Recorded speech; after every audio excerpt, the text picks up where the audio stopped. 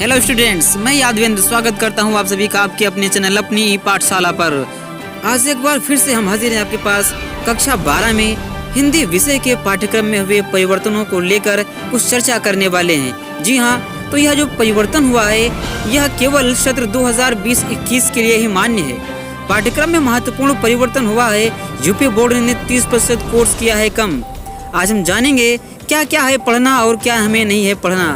इसके द्वारा हम कर सकते हैं एक बेहतर रणनीति से तैयारी। तो आइए आज हम चर्चा में देखेंगे क्या क्या हमारे कोर्स से कम किया गया है और क्या क्या नहीं।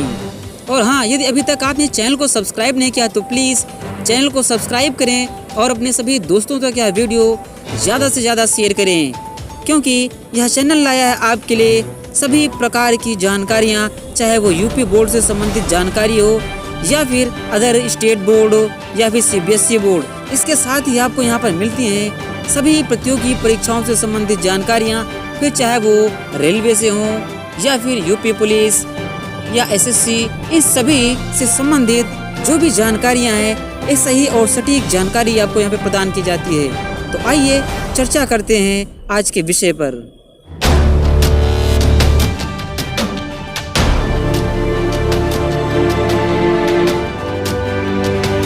जी हाँ, तो आप देख रहे हैं हिंदी विषय कक्षा 12। जी हाँ, जैसा कि हम सभी जानते हैं कि जो हिंदी का सिलेबस है वो दो प्रकार से होता है। साइंस स्ट्रीम के बच्चों के लिए सामान्य हिंदी होती है, ज़्यादातर साइंस स्ट्रीम के बच्चे सामान्य हिंदी पढ़ते हैं, और आर्ट स्ट्रीम के इन सभी बच्चों के लिए साहित्यिक हिंदी होती है। तो आज हम चर्चा करने वाले हैं पहले यहाँ पर साहित्यिक हिंदी में हुए परिवर्तनों को लेकर।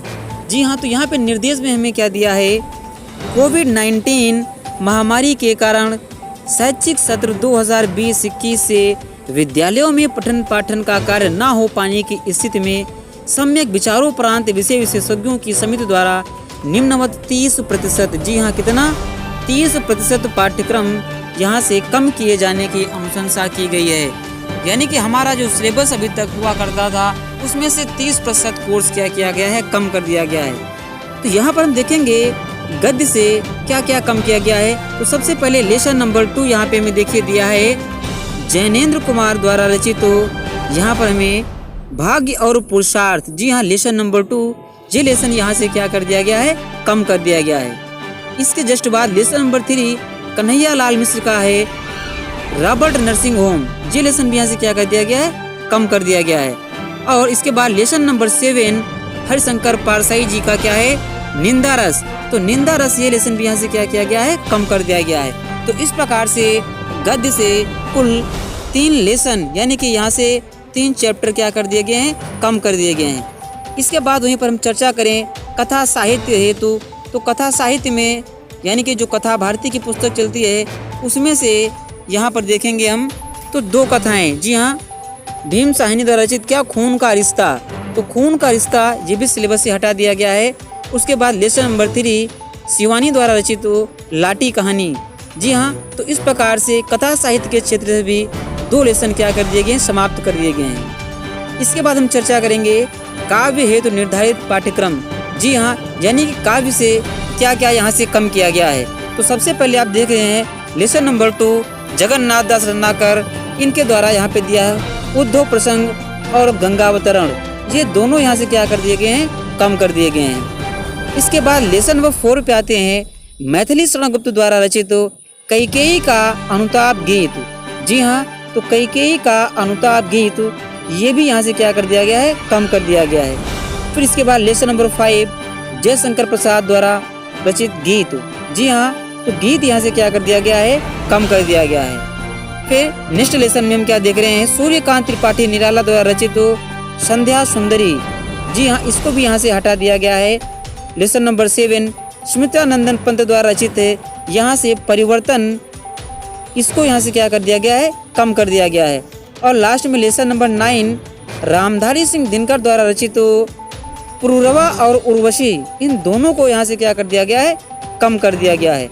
इसके बाद अगर चर्चा करें हम संस्कृत दिग्दर्शिका में, तो यहाँ से हम क्या देखेंगे जातक कथा को यहाँ से हटा दिया गया है। और उसके बाद लेसन नंबर 6 जो है नृपति दिलीप यानी कि राजा दिलीप, इस लेसन को भी यहाँ से कम कर दिया गया है। तो इस प्रकार से अगर हम टोटल चर्चा का यहाँ पर देखें तो गद्य से हमारे पास 3 लेसन, कथा भारती से 2, 5 लेसन ये हो गए। उसके बाद काव्य से यहाँ से हम देखेंगे 1, 2, 3, 4, 5, 6, इन 6 लेसन से कुछ न कुछ थोड़ा थोड़ा यहाँ पे कम कर दिया गया है। इसके बाद में संस्कृत दिग्दर्शिका से भी 2 लेसन कम कर दिए गए हैं। तो इस प्रकार से अगर हम देखें हमें टोटल लास्ट में पढ़ना क्या है, तो यहाँ पर हम देख सकते हैं हमारे पास जो अब नया सिलेबस पढ़ने के लिए वो यहाँ पर आप देख सकते हैं। गद्य में हमें क्या पढ़ना है, पहला लेसन राष्ट्र का स्वरूप, दूसरा लेसन है अशोक के फूल, तीसरा लेसन सिद्धांत और नीति के संपादित अंक, और चौथा लेसन है भाषा और आधुनिकता, और लास्ट लेसन डॉक्टर कलाम जी का है तेजस्वी मन के संपादित अंश। तो ये हमारा टोटल गद्य का क्षेत्र हो गया, यानी कि गद्य में इतने लेसन हमें पढ़ने हैं। इसके बाद में हम चर्चा करेंगे काव्य में। तो काव्य में हमें सभी जितने भी लेसन हैं सभी चैप्टरों को यहाँ पे सभी लेसन्स को पढ़ना है। बस अंतर क्या है, प्रत्येक लेसन से जो हमारे काव्य के कुछ खंड होते हैं उन सभी में से कुछ ना कुछ कम जरूर कर दिया गया है। लास्ट में हम देखेंगे कथा साहित्य के हेतु निर्धारित। तो कथा साहित्य यानी कि कथा भारती में हमारे पास केवल 3 चैप्टर बच रहे हैं। लेसन नंबर 2 हमारे पास क्या है, पंचला 8, ये फणीश्वर नाथ रेणु जी की रचना है। इसके बाद लेसन नंबर 4 अमरकांत जी की रचना बहादुर है, और लेसन नंबर 5 शिव प्रसाद सिंह द्वारा रचित कर्मनाशा की हार। तो टोटल ये 3 लेसन हमारे पास बच रहे हैं कथा भारती से। तो इस प्रकार से साहित्यिक हिंदी का ये टोटल सिलेबस हमारे पास है जो आपने देखा। तो आपके पास साहित्यिक हिंदी का ये आपके पास टोटल सिलेबस हो गया। तो अब आप एक सही और सटीक सिलेबस के साथ, एक सही रणनीति के साथ हिंदी विषय की तैयारी बहुत ही अच्छे से कर सकते हैं, जिसके द्वारा आप बोर्ड एग्जाम में एक बेहतर प्रदर्शन करेंगे। नेक्स्ट वीडियो में हम चर्चा करेंगे सामान्य हिंदी की, जो कि साइंस स्ट्रीम के बच्चों के लिए होती है।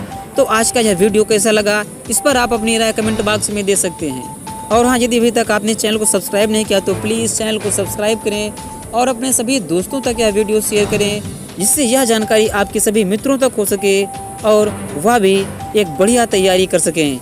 तो यह वीडियो देखने के लिए आप सभी का धन्यवाद।